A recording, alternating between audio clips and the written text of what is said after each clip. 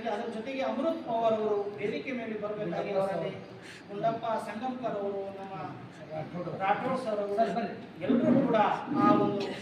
ಮಹತ್ ಕಾರ್ಯಕ್ಕೆ ಕೈ ಜೋಡಿಸಬೇಕು, ಆ ಕರಪತ್ರವನ್ನು ಲೋಕಾರ್ಪಣೆ ಮಾಡಬೇಕಾಗಿ ನಾನು ಪ್ರಾರ್ಥನೆ ಮಾಡ್ತಾ ಇದ್ದೀನಿ.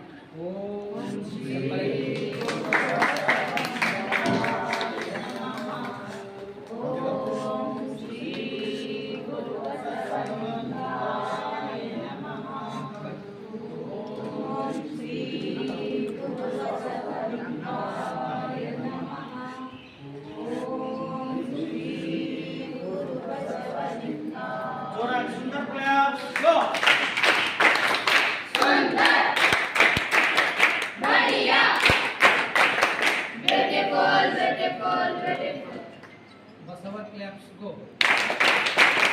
बसवा हलवा